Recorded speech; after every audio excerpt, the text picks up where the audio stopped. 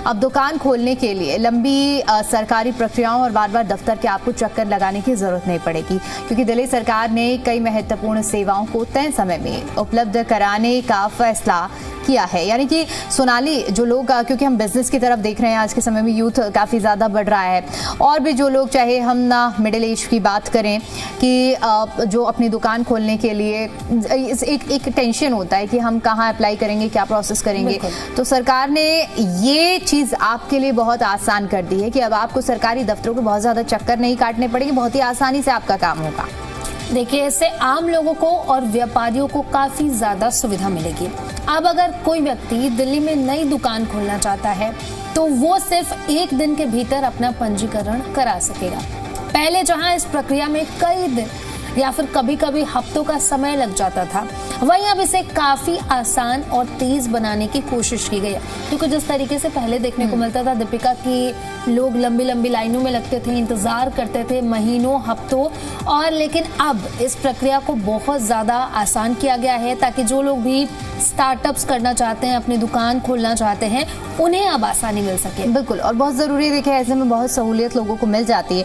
एक तो पहले ही आपके पास बहुत स्ट्रेस होता है कि आप अपना बिजनेस कैसे इस्टेब्लिश करेंगे, और दूसरी तरफ अगर आपको इस तरह की सहूलियत मिलती है तो कहीं ना कहीं देखा जाए कि उसमें आपको एक बहुत मोटिवेशन मिल जाएगी। अब देखिए, इतना ही नहीं है, आपको बिजली कनेक्शन, सीवेज कनेक्शन, होटल पंजीकरणों और फिल्म शूटिंग की अनुमति जैसी कई ज़रूरी सेवाओं को भी निर्धारित समय के अंदर उपलब्ध कराया जाएगा। यानी कि लोगों को अलग अलग विभागों के अब चक्कर काटने की, फाइलों के पीछे भागने की जरूरत नहीं पड़ेगी। ये स्पष्ट है। देखिए, सरकार का मानना है कि इससे दिल्ली में कारोबार करना और आसान होगा, और नए उद्योग, जो उद्योगपति हैं, जो नए ऐसे स्टार्टअप्स करना चाह रहे हैं लोग, उन्हें अपना बिजनेस शुरू करने में कम परेशानियों का सामना करना पड़ेगा। बिल्कुल, खास तौर पर जो छोटे व्यापारी हैं, स्टार्टअप शुरू करने वाले युवाओं और होटल उद्योग से जुड़े हुए लोगों का इसका सीधा सीधा फायदा मिल सकता है। क्योंकि आजकल स्टार्टअप्स लोग बहुत ज्यादा कर रहे हैं, जिसको देखो स्टार्टअप्स में अब इन्वेस्ट कर रहे हैं। अब इसी को देखते हुए दिल्ली सरकार की तरफ से भी बहुत बड़ा फैसला लिया गया है। और बात करें दिल्ली के, तो दिल्ली बहुत बड़ा हब है, देश विदेश से लोग आते हैं। अब ऐसे में इसी को देखते हुए दिल्ली सरकार की तरफ से ये सुविधा जो है वो स्टार्ट की गई है। फिल्म इंडस्ट्री के लिए भी ये अहम फैसला माना जा रहा है। पहले शूटिंग की अनुमति लेने में काफी समय लग जाता था, लेकिन अब तय समय सीमा के भीतर अनुमति मिलने से फिल्म और विज्ञापन शूटिंग का काम भी आसान हो जाता है। क्योंकि जिस तरीके से दिल्ली की अगर बात करें तो फिल्म शूटिंग हो गया, एड शूट करना लोग बहुत ज्यादा प्रेफर करते हैं। अब ऐसे में इसी को देखते हुए सरकार की तरफ से ये फैसला लिया गया ताकि लोगों को परेशानी ना हो। बिल्कुल सोनाली, और देखिए, सरकार का कहना है कि इस पहल का मुख्य उद्देश्य लोगों को पारदर्शी और तेज जवाबदेह सेवाएं देना है। साथ ही साथ दिल्ली को व्यापार और निवेश के लिए ज्यादा अनुकूल बनाना भी इस योजना का हिस्सा है।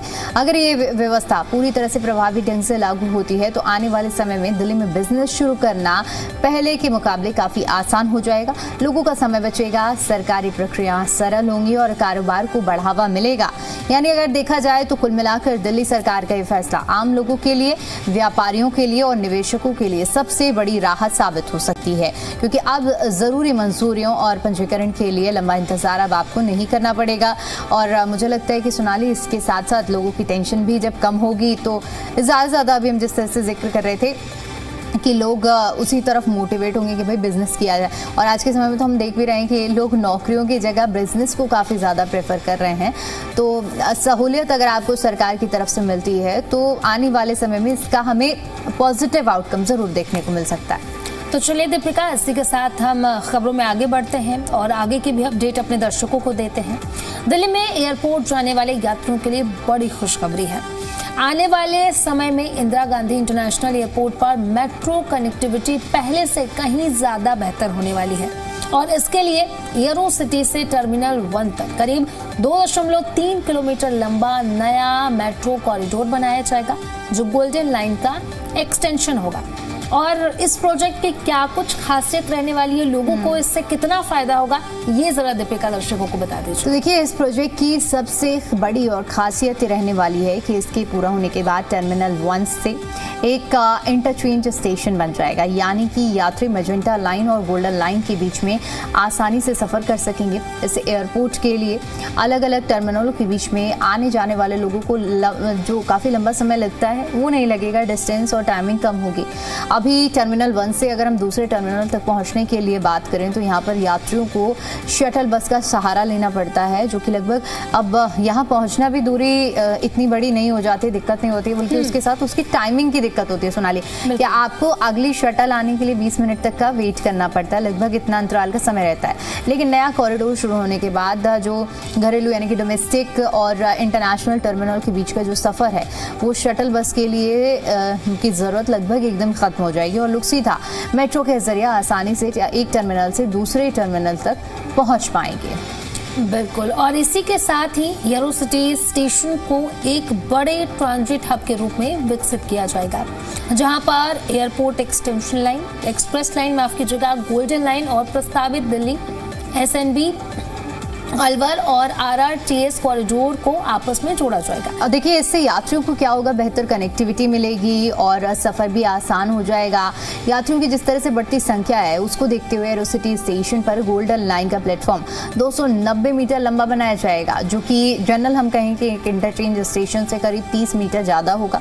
इससे ज़्यादा यात्रियों को संभालने में आसानी होगी। और देखिए, ऐसी जगह मुझे लगता है सोनाली आइडेंटिफाई करना बहुत ज़रूरी है जहाँ पर इस तरह के इंटरचेंज की ज़रूरत है, और इसी को ध्यान में रखते हुए देखिए ये फैसला लिया गया है और बदलाव किया गया है। तो अब चलिए आगे बढ़ते हैं और दिल्ली के उस बदलाव की भी बात कर लेते हैं जिसकी सबसे ज़्यादा डिमांड और ज़रूरत इस वक्त दिल्ली में है, क्योंकि हम जब दिल्ली की ग्रीनरी की बात करते हैं, और इस बार हमने देखा कि रेखा सरकार ने जब बजट भी पेश किया सोनाली, तो उसे हरित बजट कहा गया था।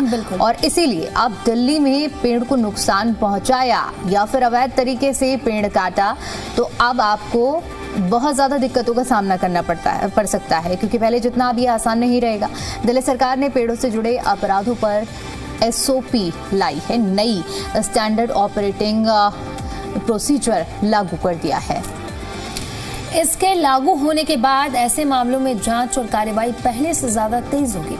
अब तक कई मामलों में शिकायतों के बावजूद कार्रवाई में देरी देखने को मिलती थी, और इसी को देखते हुए अब नया कानून लाया गया है जिससे पेड़ों की कटाई को न बचाया जा सके।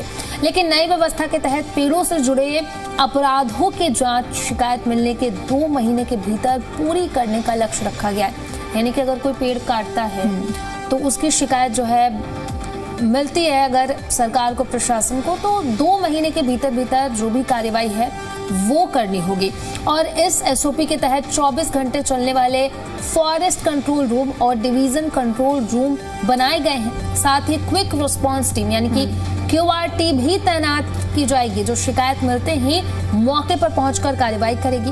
अगर किसी भी पेड़ को नुकसान पहुंचाया या पहुंचाने की कोशिश की या फिर अवैध छटाई की जानकारी मिलती है तो वो ग्रीन हेल्पलाइन, ऑनलाइन पोर्टल या मोबाइल ऐप या फिर आप रिटर्न शिकायत भी दे सकते हैं। और जैसे शिकायत मिलेगी वहां पर टीम पहुंचेगी और जिसके बाद शिकायत दर्ज की जाएगी और उसके बाद आपके ऊपर एक्शन भी हो सकता है। तो मुझे लगता है दीपिका, कहीं ना कहीं ये कदम जो है सही कदम है और ये कदम उठाए जाने चाहिए, क्योंकि जिस तरीके से दिल्ली में पॉल्यूशन बढ़ रहा है उसको देखते हुए ग्रीनरी को जो है सही रखना, ठीक रखना बहुत ज्यादा जरूरी है दिल्ली के लिए। बिल्कुल सोनाली, सही जिक्र कर रहे हैं आप। और देश की राजधानी हम दिल्ली की बात करते हैं तो दिल्ली में हम देखते हैं कि पॉल्यूशन कितनी बड़ी समस्या है, और इस समस्या में अगर हम कहें कि इसको अगर कम करने की बात करें तो सबसे पहले हमें ये ध्यान देना होगा कि कितनी ज़्यादा से ज़्यादा ग्रीनरी दिल्ली के अंदर बढ़ाई जाए। और ऐसे में अगर हम पेड़ों को काटेंगे तो वो ग्रीनरी बढ़ाने की जगह हम उसे ख़त्म कर रहे हैं।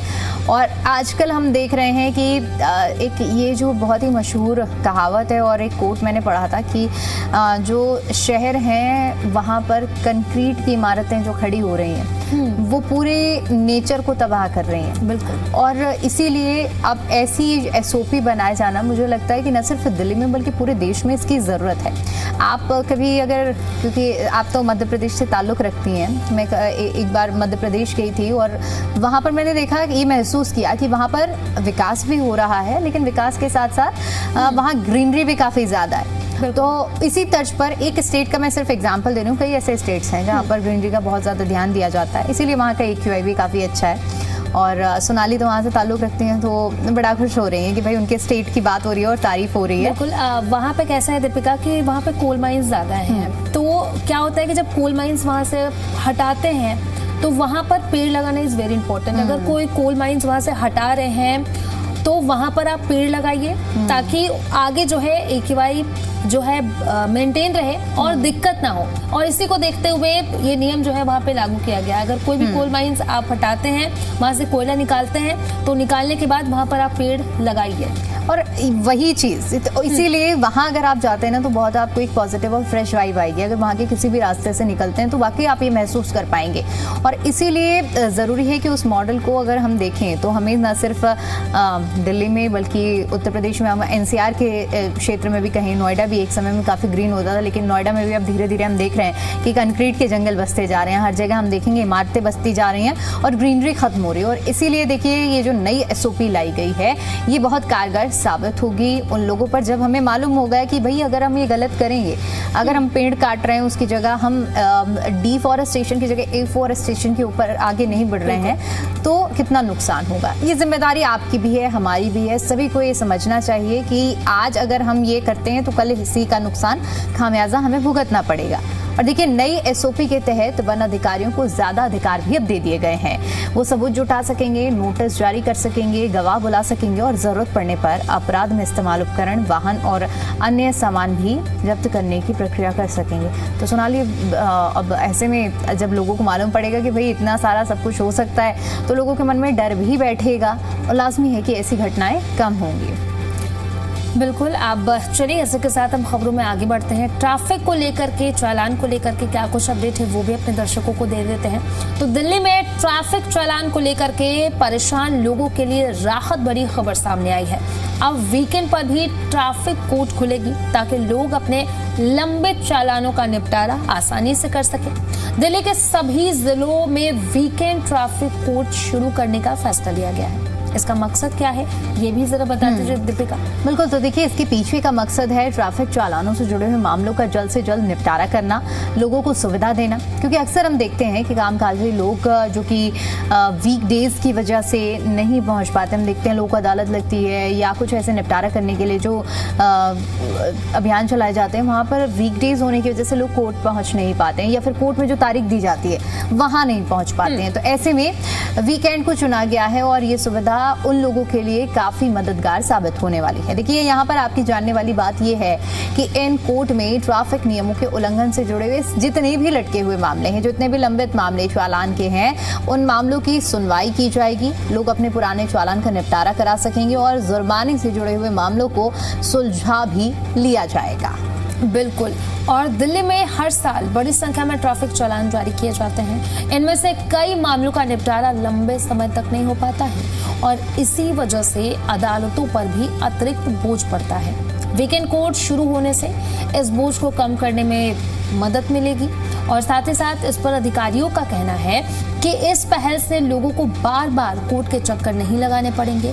साथ ही ट्रैफिक मामलों के निपटारा की जो प्रक्रिया है वो भी तेज होगी, क्योंकि कई बार ऐसे देखने को मिलता है दीपिका कि जो ट्रैफिक के जो चालान है वो काफी लंबे समय तक, एक साल तक पड़े रहते थे। बिल्कुल, लोग कोर्ट नहीं पहुंच पाते थे क्योंकि ऑफिस है, जिन्हें ऑफिस जाना है, सैटरडे संडे ऑफ होता है, मोस्ट ऑफ वो पहुंच नहीं पाते हैं। ऐसे में इसी को देखते हुए ये बहुत बड़ा फैसला लिया गया है ताकि चालान की जो प्रक्रिया है उसमें तेजी आ सके और चालान का निपटारा जो है वो जल्द से जल्द हो सके। और जरूरी भी है कि ऐसी पेंडेंसी को खत्म किया जाए। तो देखिए अब अगर आपके नाम पर कोई भी लंबित ट्रैफिक चालान है या किसी ट्रैफिक मामले में सुनवाई बाकी है तो ये आपके लिए बहुत अच्छा मौका हो सकता है। वीकेंड कोर्ट में पहुंचकर आप अपने मामले का समाधान करा सकते हैं।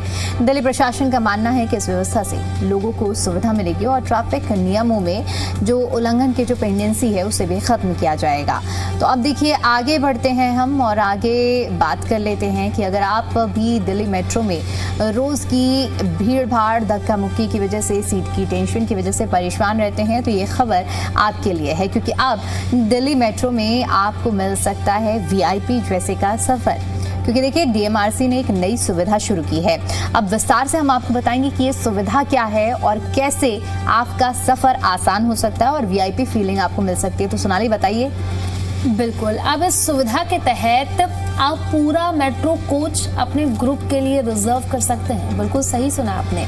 मान लीजिए आप परिवार, दोस्तों, स्कूल ट्रिप या फिर किसी टूर ग्रुप के साथ सफर कर रहे हैं। तो पहले क्या होता था कि किसी को सीट मिलती थी, किसी को नहीं मिलती थी, पूरा ग्रुप अलग अलग डिब्बों में बढ़ जाता था और सफर का मजा जो है वो खराब हो जाता था। क्योंकि एक साथ अगर आप सफर करते हो तो आप एंजॉय कर सकते हो, बातचीत कर सकते हो, लेकिन अगर अलग अलग डिब्बों में तो क्या एंजॉय करोगे। इसी को देखते हुए ये बड़ा फैसला लिया गया है। लेकिन अब अगर आप कोच बुक कर लेते हैं तो पूरी बोगी सिर्फ आपके ग्रुप के लिए होगी, यानी कि आराम से बैठिए, साथ में सफर कीजिए और भीड़ से भी बचिए और साथ ही साथ एंजॉय भी कर सकते हैं। अब सवाल है कि ये सुविधा किसे मिलेगी। इसका फायदा टूरिस्ट, टूर ऑपरेटर, परिवार और स्कूल ग्रुप उठा सकते हैं। स्कूल ग्रुप के लिए कम से कम 50 बच्चे और 2 टीचर होना जरूरी है। लेकिन ध्यान रखिए कि कोच बुक करने का मतलब ये नहीं है कि मेट्रो के नियम बदल जाएंगे।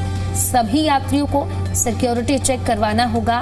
कोच के अंदर फिल्म या फिर गाने की शूटिंग करने की अनुमति नहीं होगी, यानी कि नियम में कोई बदलाव नहीं होगा। बस यहाँ पर आपके लिए होगा क्या कि आप एक साथ अपने अपनों के साथ टाइम स्पेंड कर पाएंगे। और देखिए, आज कुछ बात ऐसी है कि आज आप सोच रहे होंगे कि दिल्ली मेट्रो से जुड़ी हुई आपको सारी जानकारी दे रहे हैं, क्योंकि मैं ऐसा कह रही हूँ अगली खबर भी हम आपको दिल्ली मेट्रो से जुड़ी हुई ही बताने वाले हैं। देखिए, दिल्ली और गुरुग्राम के बीच में रोजाना सफर करने वाले जो लाखों लोग हैं उनके लिए खुशखबरी। अब खुशखबरी क्या है? यशोभूमि से लेकर गुरुग्राम के बीच में राजीव चौक तक एक नई मेट्रो कनेक्टिविटी योजना पर काम चल रहा है। इस परियोजना के पूरे होने के बाद दोनों शहरों के बीच में यात्रा पहले से ज्यादा और आसान और तेज हो जाएगी। देखिए, फिलहाल दिल्ली और गुरुग्राम, अगर ये हम नाम लेते हैं सोनाली, तो सुनकर ही लगता है कि गुरुग्राम से दिल्ली ट्रेवल करना, नोएडा ट्रेवल करना एक बहुत बड़ा, अपने आप में मुझे लगता है एक जंग जीतने वाला काम होता है, क्योंकि इतनी ज्यादा ट्रैफिक की समस्या होती है कि ज्यादातर लोग जिनके पास गाड़ी है भी वो ये सोचते हैं कि हम गाड़ी से ना जाकर हम मेट्रो से प्रेफर कर लें। लेकिन मेट्रो में भी ऐसी कनेक्टिविटी है कि वहां पर भी आपको बहुत लंबा समय लग जाता है और इसीलिए देखिए अब नया यहाँ पर लाइन तय की जा रही है बनाने के लिए, जिससे इस रूट पर लोगों को निजात मिल सके, क्योंकि ट्रैफिक की समस्या है और इसके अलावा रूट भी अभी सही कनेक्टिविटी नहीं है। और इसीलिए देखिए ये रोड मैप तैयार किया है दिल्ली मेट्रो ने। बिल्कुल, अब नई योजना का उद्देश्य है कनेक्टिविटी को और बेहतर बनाना और यात्रियों का समय बचाना। यशोभूमि स्टेशन पहले से ही दिल्ली के महत्वपूर्ण ट्रांजिट हब के रूप में उभर रहा है। वहीं गुरुग्राम का राजीव चौक शहर के सबसे व्यस्त इलाकों में गिना जाता है। ऐसे में इन दोनों जगहों को बेहतर मेट्रो नेटवर्क से जोड़ना, ये जो योजना है ये काफी महत्वपूर्ण माना जा रहा है। इस योजना के शुरू होने के बाद दिल्ली एयरपोर्ट, द्वारका, यशोभूमि और गुरुग्राम के कई हिस्सों तक पहुंचना अब आसान हो जाएगा। खास तौर पर नौकरी पेशा, यानी कि जो लोग जॉब के लिए जाते हैं, जो स्टूडेंट्स हैं और जो कारोबारी हैं, इसका फायदा उन्हें सबसे ज्यादा मिलेगा। क्योंकि ऑफिस वाले अक्सर जब राजीव चौक की बात करें वहां पे इंटरचेंज करते हैं, बहुत भीड़ होती है तो लेट हो जाते हैं। ऐसे में उनके लिए जो स्टूडेंट्स हैं, जो कॉलेज जाते हैं या फिर स्कूल भी जाते हैं, उनके लिए भी आप सफर जो है थोड़ा आसान हो जाएगा। कुल मिलाकर सोनाली हम इतना कह सकते हैं कि लोगों को जो नाइटमेयर आते थे ना कि अच्छा गुरुग्राम जाना है, तो अब वो नाइटमेयर आपके खत्म हो जाएंगे, क्योंकि कनेक्टिविटी डायरेक्ट हो जाएगी। हम पहले देख रहे थे कि लोगों के पास सिर्फ एक ऑप्शन था, तब हम देखते थे कि राजीव चौक में तो पैर रखने की भी जगह नहीं रहती थी पीक आवर्स में। लेकिन फिर यही शिफ्ट हुआ, हौस खास में आपको एक नया इंटरचेंज मिला, तो थोड़ा जो भीड़ है वो डाइवर्ट हुई है। लेकिन अभी भी जिस तरह हिसाब से दिल्ली में, जो दिल्ली मेट्रो में दबाव है और जो लोगों की संख्या है, उस हिसाब से अभी एक नहीं बल्कि और मल्टीपल यहाँ पर इंटरचेंज अगर बनते हैं तभी लोगों को सहूलियत मिलेगी और मुझे लगता है कि थोड़ा जो दबाव है भीड़ का वो कम होगा। तो चलिए अब सोनाली बात कर लेते हैं पेट्रोल डीजल के दाम की। आज दिल्ली में पेट्रोल के दाम 102 रुपये 12 पैसे पर लीटर हैं। डीजल की अगर हम बात करें तो 95.20 रुपये पर लीटर है और सीएनजी की बात करें तो 83.09 प्रति किलोग्राम है। वहीं अगर नोएडा की बात करें तो पेट्रोल की कीमत है 102.10 रुपये पर लीटर के हिसाब से। डीजल की कीमत की बात करें तो 95.56 पर लीटर के हिसाब से और सीएनजी की कीमत की बात करें तो यह 91.70 पर किलोग्राम के हिसाब से। गुरुग्राम की अगर हम बात कर ले तो पेट्रोल की कीमत है 102.12 पर लीटर के हिसाब से। डीजल की कीमत की बात करें तो यह लगभग 95.44 पर लीटर के हिसाब से और अगर बात करें सीएनजी की तो ये है 88.12 पर किलोग्राम के हिसाब से। तो पेट्रोल, डीजल और सीएनजी के दाम जो है वो हम आपको बता रहे थे, क्या कुछ दाम है ये हमने बताएं। अब चलिए दीपिका, इसके साथ खबरों में आगे बढ़ते हैं और सोने चांदी के दाम आज क्या कुछ है वो जरा बता देते हैं। सोने के भाव की बात करें तो ये है 1,46,660 रुपए पर 10 ग्राम के हिसाब से 24 कैरेट के दाम हम बता रहे हैं। चांदी की क्या कुछ कीमत है वो जरा बता दीजिए। तो देखिए, अगर आज आप चांदी खरीदने जाते हैं तो आज आपको चांदी मिलेगी 2,37,000 प्रति किलो के हिसाब से। तो देखिए, सोने और चांदी के भाव आपकी स्क्रीन पर हैं। अगर आप आज सोना चांदी खरीदने का मन बना रहे हैं तो आज आपको ये प्राइसेस मिलने वाले हैं। और इसी के साथ समय आज फिलहाल के लिए इतनी ही इजाजत देता है। कल फिर लौटेंगे इसी समय पर दिल्ली वाले रेडियो टीवी के साथ। तब तक के लिए मुझे और मेरी सहयोगी सोनाली को दीजिए इजाजत। नमस्कार।